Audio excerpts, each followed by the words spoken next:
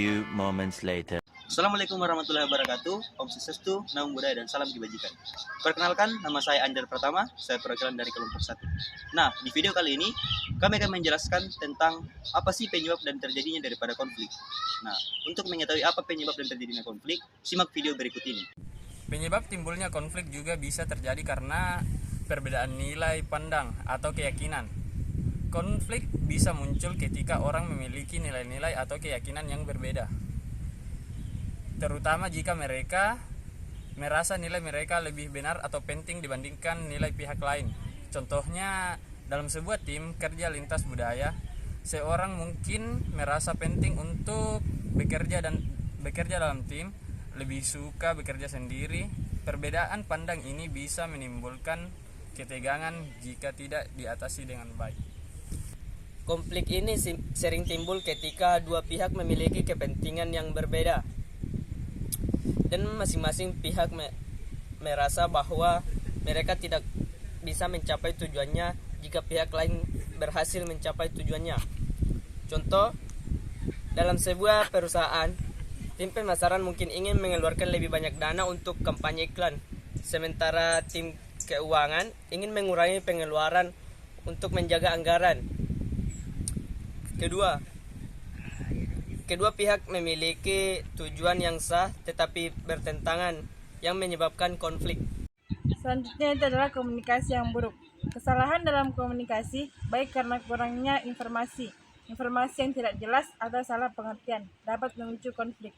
Komunikasi yang buruk seringkali memperparah masalah kecil hingga menjadi konflik besar. Contohnya itu adalah dalam proyek tim, seorang anggota mungkin tidak mendapatkan informasi yang tepat waktu tentang perubahan tugas karena tugas tersebut tidak selesai. Anggota lain bisa merasa marah karena menganggap ada kesalahan, padahal masalahnya adalah kurang komunikasi.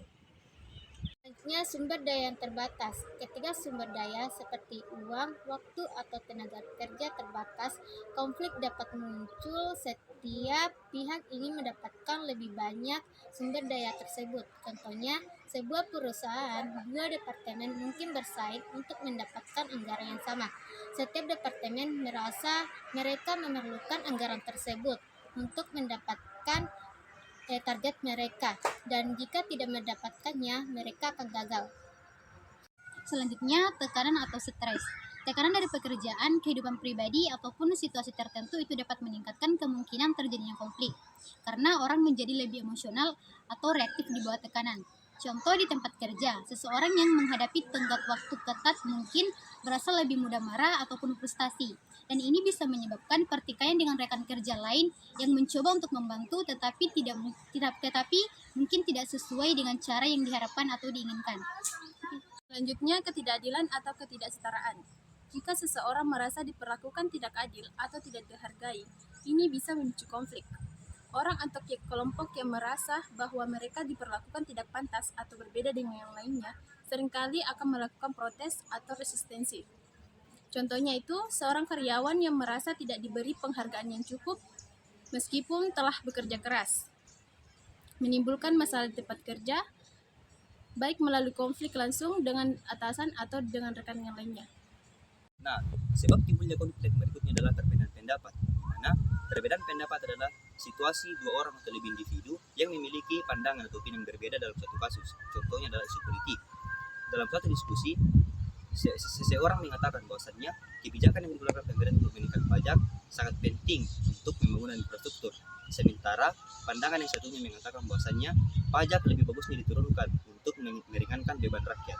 Nah, demikianlah pembahasan singkat mengenai sebab timbulnya konflik oleh kelompok kami. Akhir kata, kami mengucapkan terima kasih. Assalamualaikum warahmatullahi wabarakatuh.